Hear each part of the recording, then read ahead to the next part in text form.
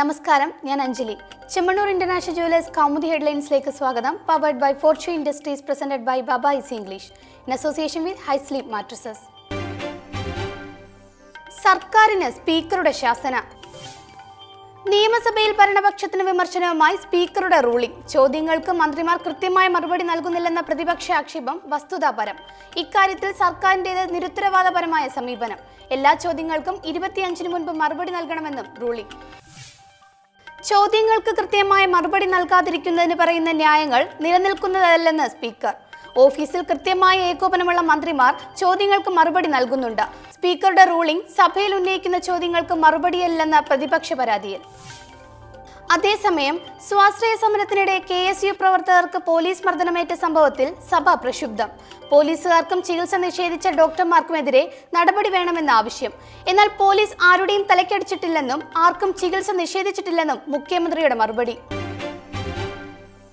പ്രതിസന്ധികളുടെ സ്വാശ്രയം. സ്വാശ്രയ medical PG പ്രവേശനാപേക്ഷയിൽ അന്തിമ ദിവസത്തിലും തുടരുന്നത് അനിശ്ചിതത്വം.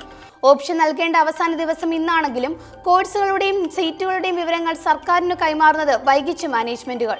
ഫീസ് 14 ലക്ഷം പോരെന്ന് ആവശ്യം. പ്രവേശനം പൂർണ്ണമായും നീറ്റ് അടിസ്ഥാനത്തിലായതിനാൽ തലവരിപ്പണം നിലച്ചതിന്റെ നിരസത്തിൽ സ്വാശ്രയ മാനേജ്മെന്റുകൾ. ഇന്നലെ രാത്രിയോടെ 5 കോളേജുകൾ സർക്കാരിന് നൽകിയ കോഴ്സ് വിവരങ്ങൾ ക്രോഡീകരിക്കാൻ സമയം വേണ്ടതിനാൽ ആദ്യ അലോട്ട്മെന്റിൽ ഈ സീറ്റുകൾ കാണില്ലെന്ന് സൂചന. മെഡിക്കൽ PG ആദ്യഘട്ട പ്രവേശനം നടക്കേണ്ടത് വെള്ളിയാഴ്ച. സ്വാശ്രയ മാനേജ്മെന്റുകൾ ആവശ്യപ്പെടുന്നത് മെഡിക്കൽ PG ഫീസ് നിരക്ക് 14 ലക്ഷത്തിൽ നിന്ന് 30 ലക്ഷമായി ഉയർത്തണമെന്ന്. ഇപ്പോൾ നിശ്ചയിച്ചത് താൽക്കാലിക ഫീസെന്നും ജസ്റ്റിസ് രാജേന്ദ്ര ബാബു കമ്മിറ്റിയുടെ പരിശോധനയ്ക്ക് ശേഷം അന്തിമ ഫീസ് നിശ്ചയിക്കുമെന്നും മാനേജ്മെന്റുകൾ. സുപ്രീം കോടതി നിർദ്ദേശപ്രകാരം PG പ്രവേശനം പൂർത്തിയാകേണ്ടത് ഈ മാസം 31-ന്. ഉത്തരമില്ലാത്ത ഉത്കണ്ഠയിൽ.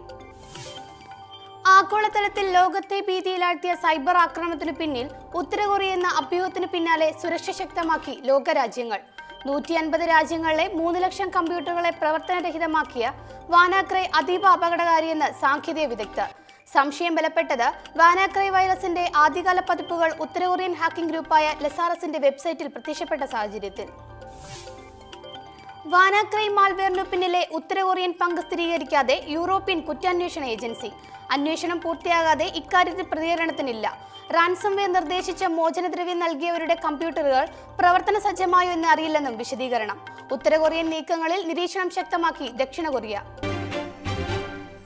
ആ മാറ്റം എത്ര അകലെ. മുത്തലാഖിൽ മാറ്റത്തിന് സമയം തേടി മുസ്ലിം വ്യക്തി നിയമ ബോർഡ്. മുത്തലാഖ് നല്ല ആചാരമെന്നോ എക്കാലവും അത് അങ്ങനെ തന്നെ തുടരണമെന്നോ അഭിപ്രായമില്ല. എന്നാൽ വിശ്വാസങ്ങളിൽ കോടതി ഇടപെടൽ നന്നല്ലെന്നും ബാഹ്യ ഇടപെടലിലൂടെ മാറ്റം അടിച്ചേൽപ്പിക്കുന്നത് ജനാധിപത്യ വിരുദ്ധമെന്നും സുപ്രീം കോടതിയിൽ ബോർഡിന്റെ വാദം. ഇത്രയും കാലമായി തുടരുന്ന ആചാരം ഇസ്ലാമിക വിരുദ്ധമെന്ന് മുദ്രകുത്തുന്നത് അംഗീകരിക്കാനാവില്ല. മാറ്റങ്ങൾ സ്വയം വരേണ്ടതാണെന്നും അതിന് സമയം അനുവദിക്കുകയാണ് വേണ്ടതെന്നും തിരിച്ചറിയണം. വിശ്വാസത്തെ ഭരണഘടനാ തത്വങ്ങളുടെ പേരിൽ ചോദ്യം ചെയ്യാനാവില്ലെന്നും മുത്തലാഖ് കേസിൽ മുസ്ലിം വ്യക്തി നിയമ board. Chemmanur international jewellers Kaumudi headline സമാപിക്കുന്നു. Powered by Fortune industries, presented by Baba easy English in association with high sleep mattresses. അടുത്ത ഹെഡ്ലൈൻസ് 1 മണിക്കൂറിന് ശേഷം. നമസ്കാരം.